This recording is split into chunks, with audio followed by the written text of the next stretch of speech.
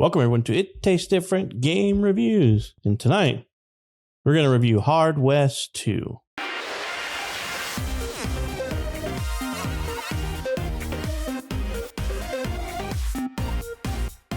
Hard West 2 basically is released only on PC. It released on August 4th, 2022, developed by Ice Code Games, and published by Good Shepherd Entertainment.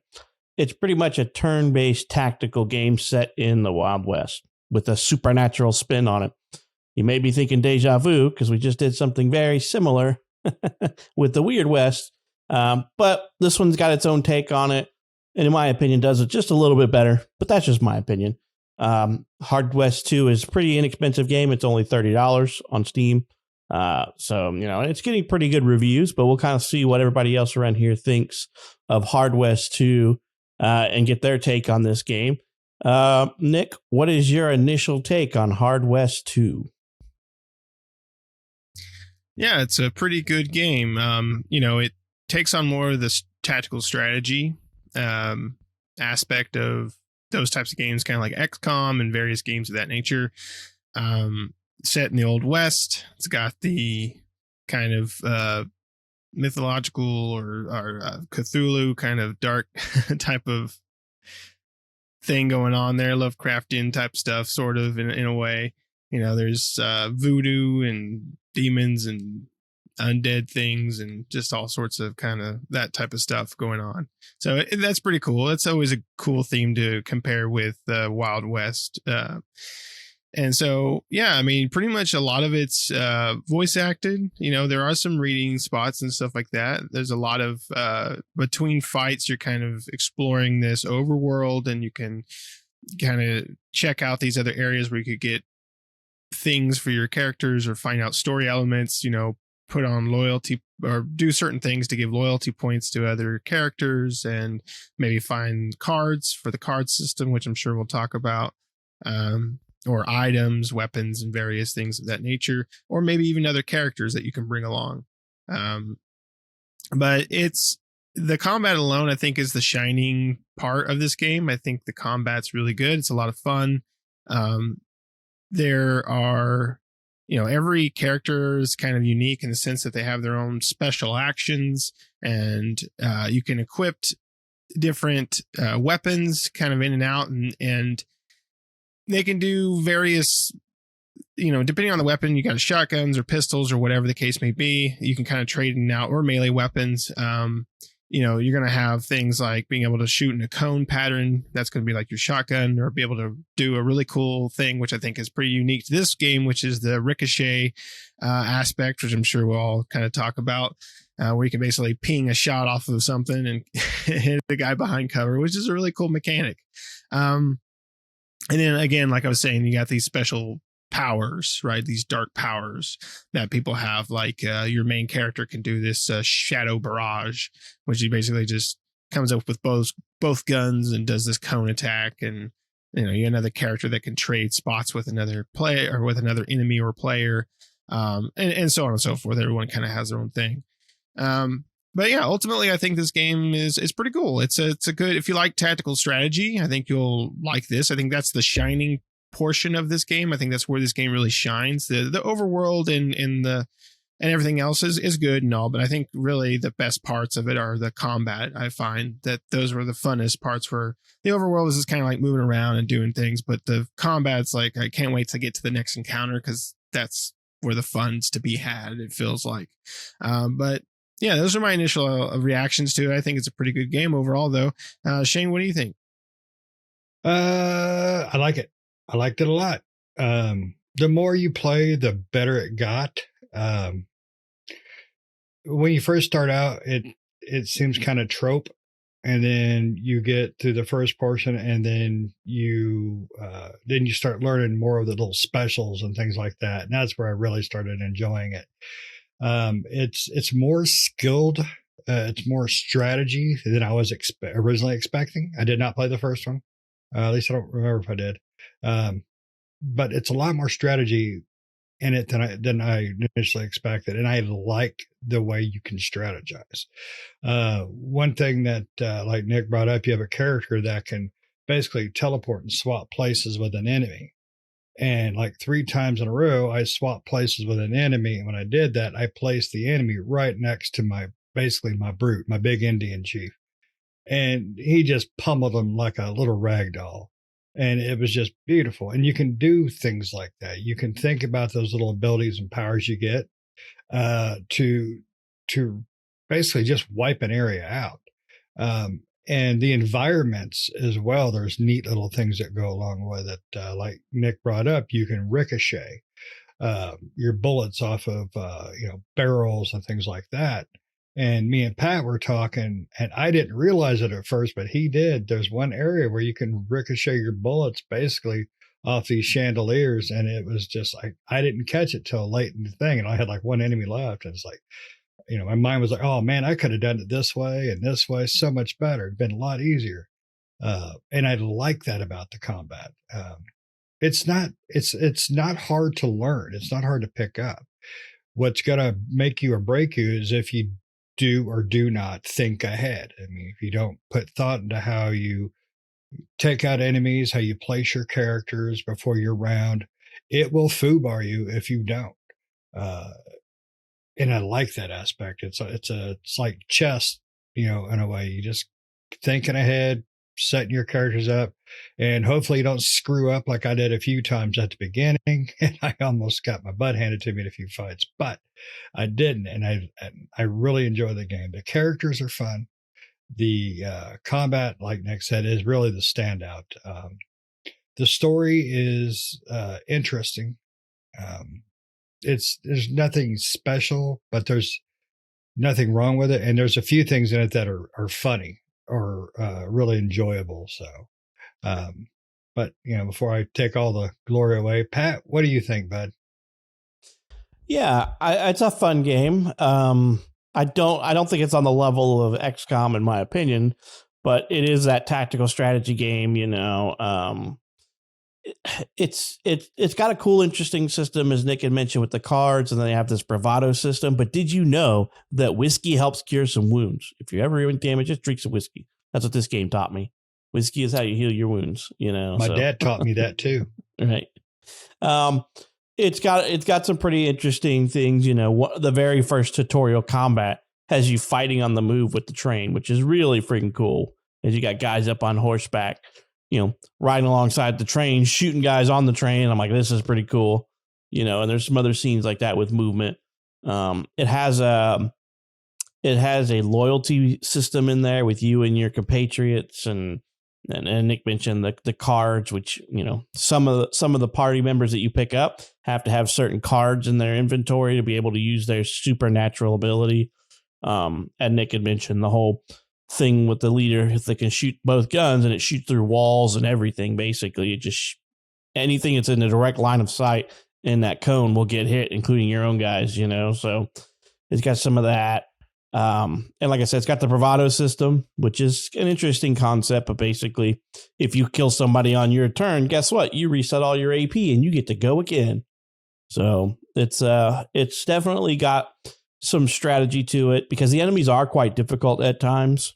If and the whole object that I have figured out in this game is that they want you to just go in guns a-blazing and kill like the majority of the enemies like in the first turn.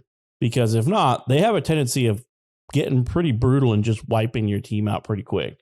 So they want you to like use that bravado system to kind of, in the initial phases, use one guy to tear off half the health off of everybody. And then the next guy that goes just gets to do bravado. He kills a guy. The next guy kills another guy. He just keeps doing that until there's no enemies left. So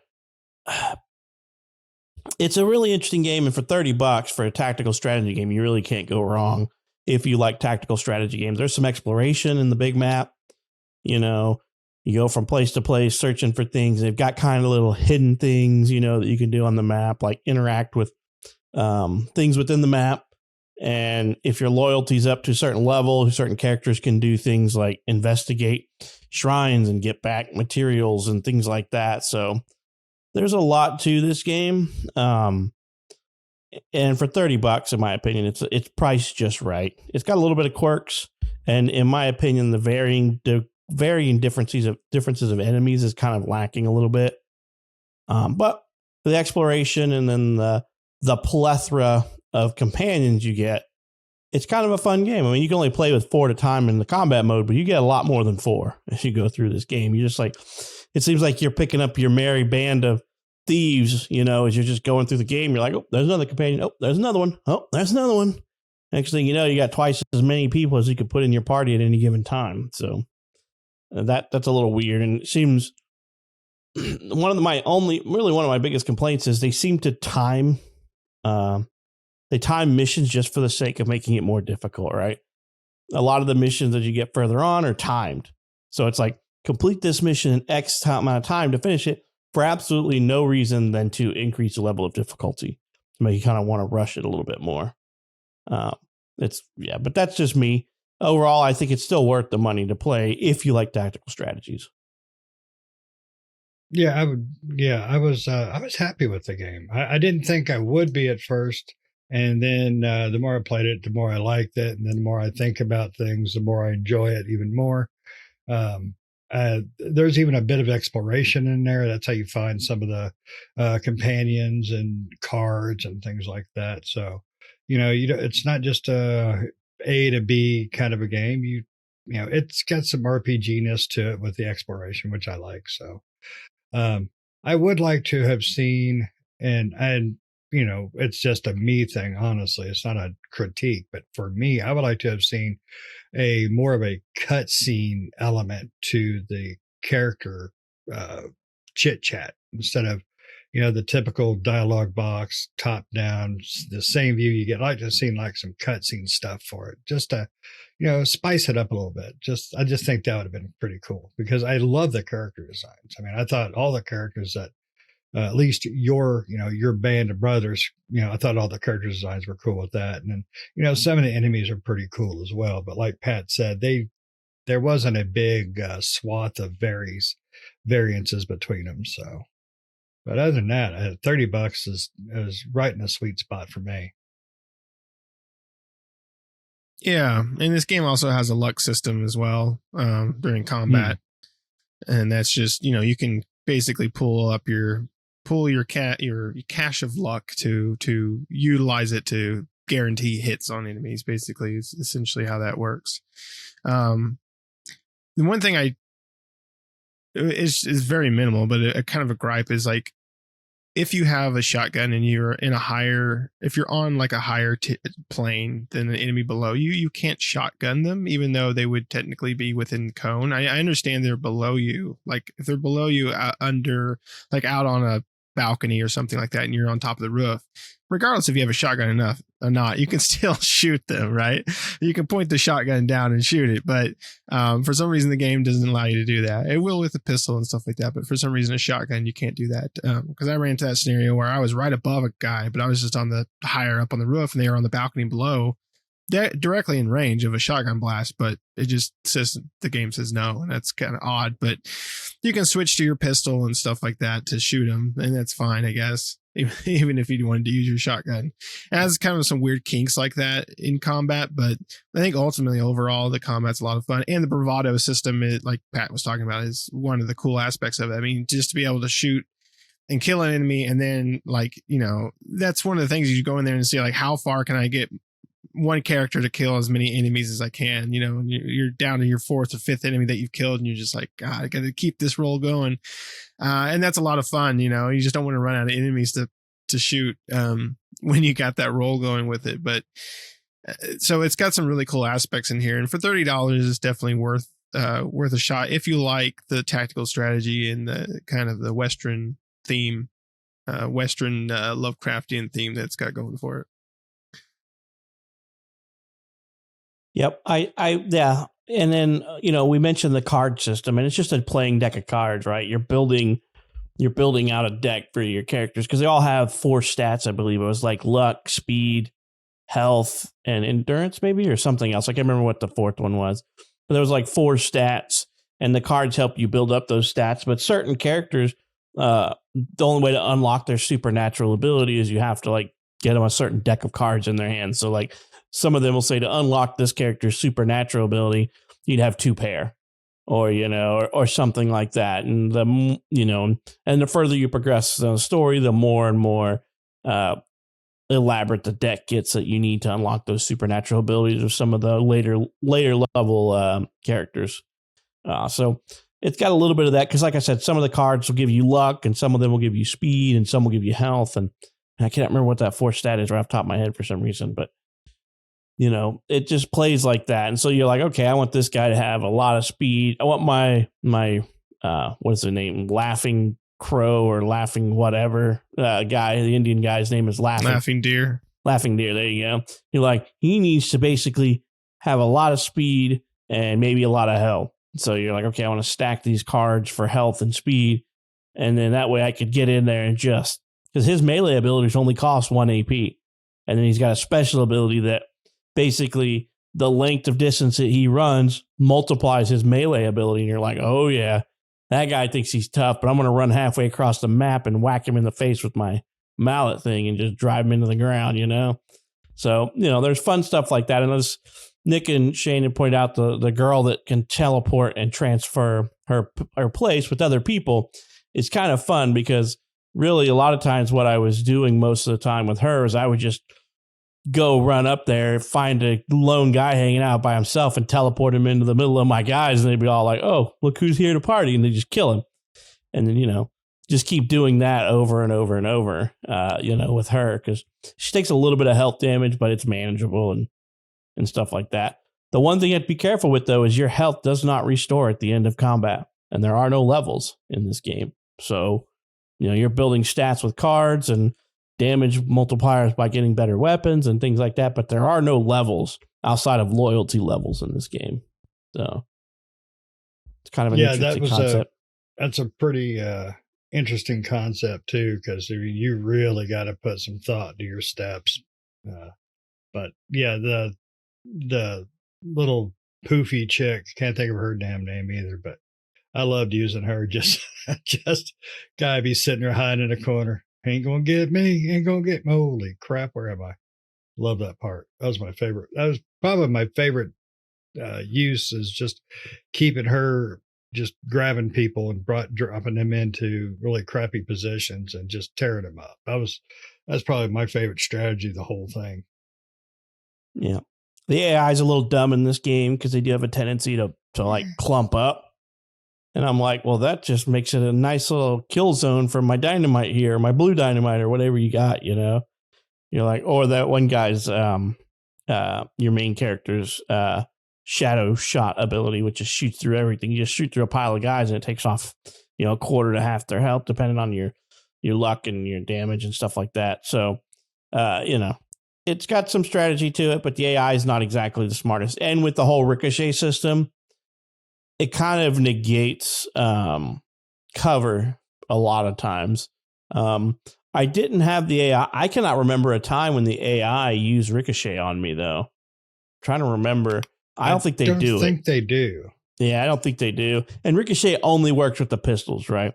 You cannot use the shotgun to ricochet, and you can't use the rifle. The rifle rounds won't ricochet, but the pistols do, and it's kind of nice because you can be posted up behind cover, and they'll be behind cover, and you can just be like, there's a lamppost back there. There's a wheelbarrow tilted on its side. I'm going to shoot that and knock the guy in the back that's hiding behind that pillar, and you're like, something satisfying about that. And then if you want like a higher chance to hit, you can use some luck and things like that to kind of increase your chance to hit. So luck plays an aspect of that. You have to like toggle it on and say, I want to use this much luck to give me a 25% increased chance to hit or something. So I like it.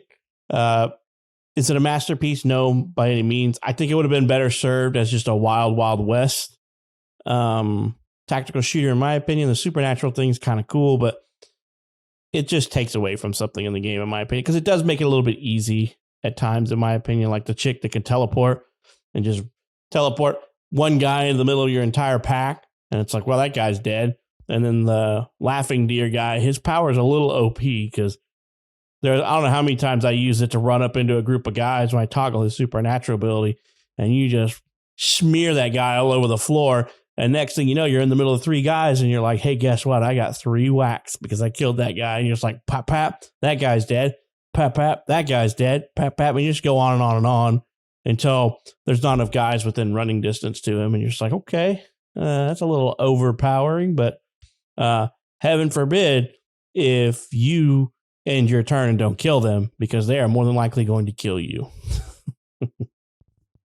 Yeah, that was the thing that took me the second mission area there. That was the first thing I did is I learned how not to get my ass handed to me by leaving myself at those spots. That was the very first thing I did. I rescued the guy and I'm like, I'm going to take all you suckers. Ran out of moves. I'm going to get devoured. Yeah, you ran out of moves standing out with your wanker just hanging out in thin air. You're like, there's no cover anyway. He's just standing there like an idiot. Oh, yeah. Take all those bullets to the face. I used Poofy Chick, man. I was like, I had her poof a dude over here, pummeled him like a little girl. And next thing I know, I'm just surrounded. She got tore up. Yep. I always teleported her up to the guy on the roof so that the guy on the roof would get teleported in. I'm like, all right, she's on the roof now. And she just starts shooting people. So it is very tactically driven and you have to think things through because if you give the enemy a chance, they will waylay you. And I mean, they're difficult. They can be difficult if you give them the chance. So if you're just standing out there with your stuff flapping in the breeze, they're going to take advantage of it, fill you full of holes. Cool. Anybody else got anything else they want to lay out there on this game? I mean, for $30, I don't think you can go wrong if you're a tactical strategy guy, if you're a fan of that. If you're not, then this game's probably definitely not for you. Yeah, I think we summed it up. Yeah, check it out. Awesome. Well, let us know if you played the original Hard West, because I never even heard of it until this game. Let us know if you played it, and if you played this one, which do you like better? Maybe we need to check out the original one if we like the first one that much, or maybe it's not worth their time. Let us know if you liked it, if you checked out this one, and you liked the original. Let us know, and make sure you like and subscribe to our videos. I mean, like the video, subscribe to our channel, and don't forget to hit that bell for notifications so you get updated whenever we put out new videos, which we put out multiple videos every week. So we hope you enjoyed this episode and we hope to catch you in the next one. See ya.